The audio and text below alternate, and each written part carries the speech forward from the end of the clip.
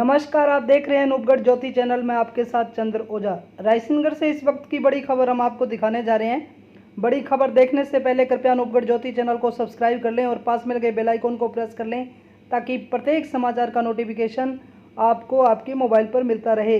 अब खबर विस्तार से। रायसेनगढ़ से इस वक्त की बड़ी खबर। रायसेनगढ़ में अधिशासी अधिकारी मामले को लेकर गरमाई सियासत। अधिशासी अधिकारी ने भी रखी अपनी बात। रायसेनगढ़ कस्बे में अवैध कॉलोनियां, अवैध बहुमंजिला इमारतों पर हुई कार्रवाई के मामले में एक बार फिर राजनीति गरमा गई है। दूसरी ओर इस मामले में अधिशासी अधिकारी ने भी अपना पक्ष आम जनता के सामने रखा। नगरपालिका अधिशासी अधिकारी को हटाने की मांग को लेकर नगरपालिका अध्यक्ष मनीष मोहन के नेतृत्व में सर्व समाज द्वारा मिनी सचिवालय के बाहर धरना शुरू कर दिया गया है। धरने पर विधायक बलबीर लूथरा, पूर्व विधायक दौलतराज नायक, काफ़ी संख्या में लोग उपस्थित रहे, जिसमें नगरपालिका बोर्ड के पार्षद के साथ अनेक सामाजिक संगठनों के लोग भी उपस्थित रहे। वहीं इसी बात को गत दिनों सर्व समाज के विरोध जुलूस में शामिल हुए पूर्व विधायक लालचंद मेघवाल आज अपने समर्थकों के साथ नगरपालिका में पहुंचे तथा उन्होंने अधिशासी अधिकारी से इस मामले में वार्ता की। मामले में अधिशासी अधिकारी हंसा मीणा का भी बयान सामने आया, जिन्होंने आज मीडिया को जानकारी देते हुए बताया कि अधिशासी अधिकारी ने विश्वास दिलाया कि शहर में किसी भी प्रकार की तानाशाही कार्रवाई नहीं की जाएगी। पालिका मंडल को विश्वास में लेकर ही कार्रवाई की जाएगी। उन्होंने कहा कि प्रति सप्ताह में एक दिन जनता दरबार सजाया जाएगा, जिसमें आम जनता की सुनवाई की जाएगी। उन्होंने कहा कि पूर्व में जन सुनवाई का समय 3 से 5 बजे तक निर्धारित किया गया था, लेकिन इस मामले में सुझाव आने पर उन्होंने कहा कि अब किसी भी समय जनता उनसे संपर्क कर सकती है। उन्होंने कहा कि पट्टे के मामले में कुछ शिकायतें सामने आई, जिसके बाद उसमें सुधार के लिए अब जो भी कार्य रुके हुए हैं उनको प्रमुखता से हल किया जाएगा। वहीं अधिशासी अधिकारी हंसा मीणा ने कहा कि शहर में कुछ भ्रांतियां फैलाई जा रही है। इस मामले में उन्होंने कहा कि अवैध बिल्डिंगों पर ही कार्रवाई की गई है, किसी भी सही व्यक्ति पर गलत कार्रवाई नहीं हुई है। अनूपगढ़ ज्योति के लिए ब्यूरो रिपोर्ट महेश बिश्नोई, रायसेनगढ़। जी मैडम। आज हम लोगों ने जनप्रतिनिधियों की एक मीटिंग रखी छोटी सी, जिसमें श्री लालचंद मेघवाल जी आए और इसके अलावा पूर्व चेयरमैन वो हमारे साथ थे मीटिंग में। इसके अलावा रायसिंह नगर के माननीय गणमान्य लोग, व्यापारी गण, वो हमारी इस मीटिंग में थे। और जो आम जनता में एक भ्रांति फैली हुई है, एक डर फैला हुआ है, उसको लेके मुख्यतः ये मीटिंग थी। और इसमें हमने स्पष्ट किया कि आम जनता को नगर पालिका द्वारा ज़्यादा से ज़्यादा राहत दी जाएगी।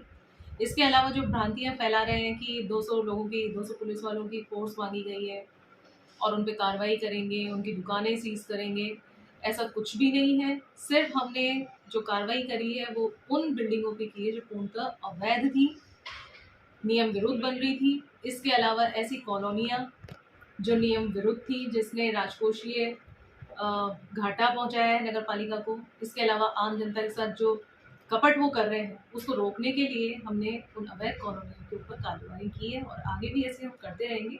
लेकिन इसमें आम जन को बिल्कुल भी डरने की ज़रूरत नहीं है। वो सीधा मुझसे संपर्क करें किसी भी समस्या के लिए, छोटी से छोटी समस्या के लिए। और कुछ मुझे सजेशन भी मिले हैं, जिसमें एक तो मैंने ये पाया कि 3 से 5 जो समय मैंने निर्धारित किया, हालांकि वो पब्लिक जनप्रतिनिधियों इनके सहूलियत के लिए किया था कि वो उन्हें पता हो कि 3 से 5 मैडम ऑफिस में मिलेंगे। लेकिन मैंने ये पाया कि इससे भी कुछ लोगों को समस्याएं आ रही हैं। वो चाहते हैं कि उनके लिए मेरा समय बढ़े मिलने का, जिससे कि वो सीधा मुझसे संपर्क कर सकें। तो ये 3 से 5 वाला जो हमने समय निर्धारित किया था, इसको एक बार हमने विड्रॉ कर लिया है, हटा लिया है। आम पब्लिक मुझसे ऑफिस टाइम में कभी भी मिल सकती है। जी, आज सर्व समाज ने यहाँ मुख्य सचिवालय के सामने धरना दी है, जिसमें सर्व समाज के सर्व राजनीतिक पार्टियों के लोग अधिशासी अधिकारी हंसा मीणा की इस मनमानी कार्रवाई के खिलाफ बैठे हैं। ये जब से आई है शहर में एक आतंक मचा रखा है। सबसे पहली बात तो है कि इनके आदेश होने के 4 महीने बाद इन्होंने रायसेनगढ़ ज्वाइन की और अगस्त माह में जब पूरा देश तिरंगा यात्रा निकाल रहा था राष्ट्रीय पर्व मना रहा था, उस वक्त मैडम यहाँ 3 तारीख को ज्वाइन करने के बाद 5 तारीख को दोपहर में ही नगर पालिका छोड़कर चली गई है जयपुर, और उसके बाद 15 अगस्त तक ये नहीं आई। 16 अगस्त को दोपहर बाद ये 3 बजे यहाँ पधारी है। और उधर से प्रशासन शहरों के संग कैंप चल रहे हैं पट्टों के लिए। सरकार दबाव बना रही है कि ज़्यादा से ज़्यादा लोगों को पट्टे देकर राहत प्रदान करें।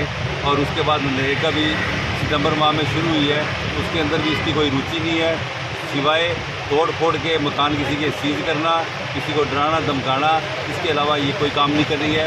और कानून की बिल्कुल धज्जियाँ उड़ा रही है। एक दुकान को इन्होंने सीज किया, उसके अंदर पहले इन्होंने 24 घंटे का नोटिस दिया, 24 घंटे की बजाय उसको 12 घंटे में इन्होंने सीज कर दिया। फिर सीज करने का अधिकार नगर पालिका अधिकारी के पास है, परंतु उसको खोलने का अधिकार इसके पास नहीं है। जिसके आदेश राज्य सरकार के हमारे पास है, उसको खोलने का आदेश नगर पालिका के डायरेक्टर साहब को है।